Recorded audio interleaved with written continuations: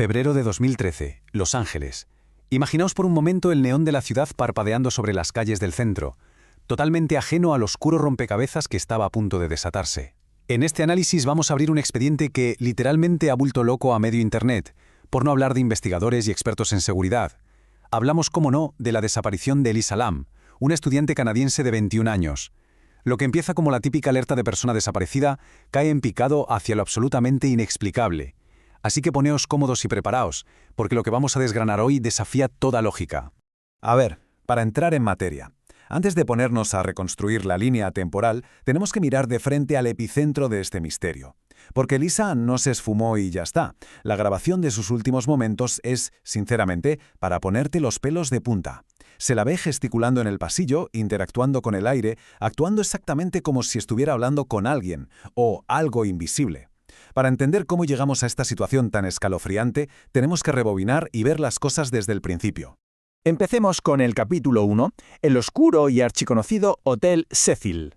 El historial de este hotel es el contraste perfecto para nuestra historia. Para ponernos en situación, este no es el típico hotelito de paso.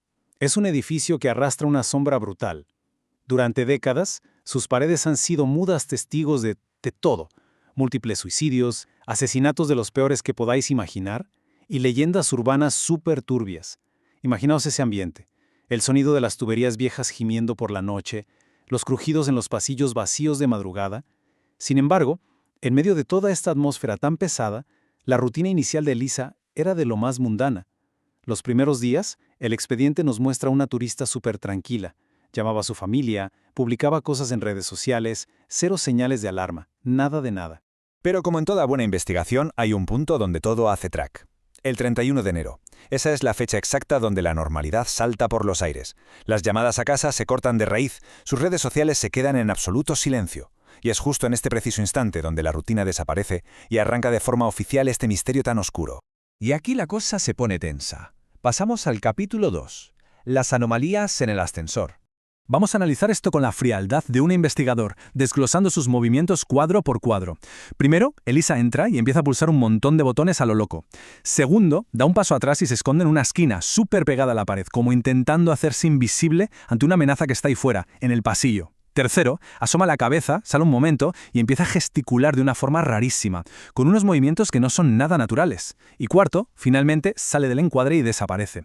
Si analizas este patrón, la sensación inmediata es que está reaccionando a una presencia. Es el comportamiento exacto de alguien que está siendo perseguido. Pero claro, según el ojo de la cámara, el pasillo está completamente vacío. Pero ojo, no nos fijemos solo en ella.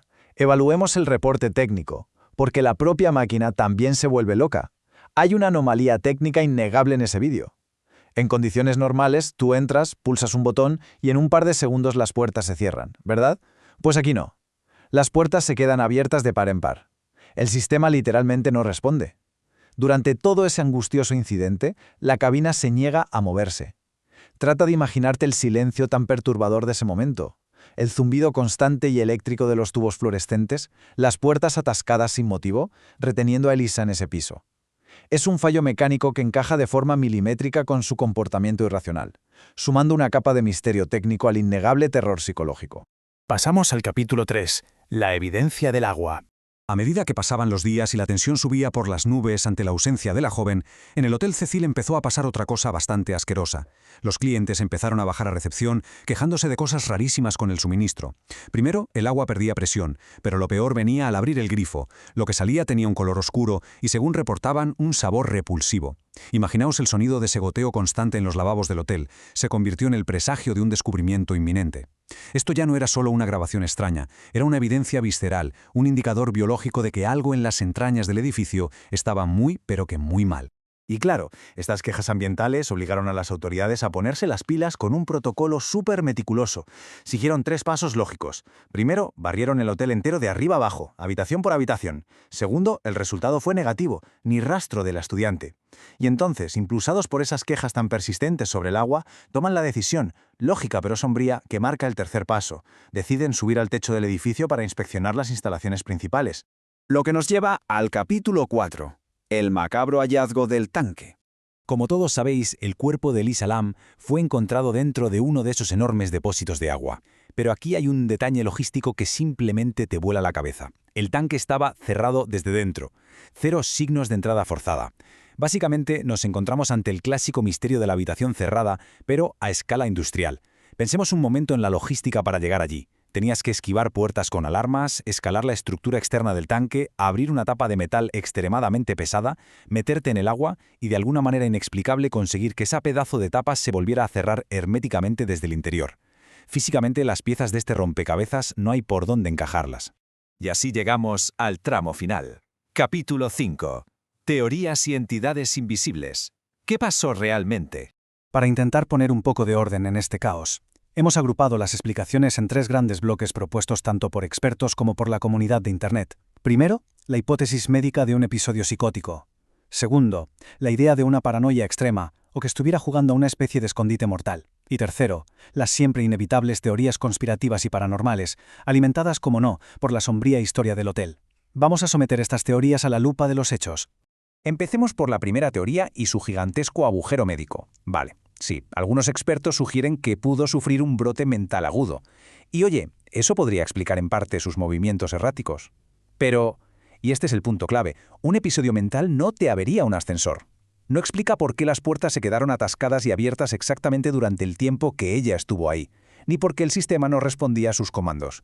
Por muy mal que estuviera su mente, no tenía capacidad para estropear remotamente los circuitos del edificio. Es un sinsentido. Pasemos a la teoría del perseguidor. La idea de que huía de un agresor real de carne y hueso. Aquí el contraste es definitivo. Si te fijas en su lenguaje corporal, sí, refleja el terror absoluto hacia una amenaza exterior, pero es que no hay ni una sola evidencia física de que hubiera otra persona allí. Las cámaras no captan nada, ni una sombra, ni un pie, ni un mísero reflejo. Según el registro de seguridad, esos pasillos estaban sepulcralmente vacíos en ese instante.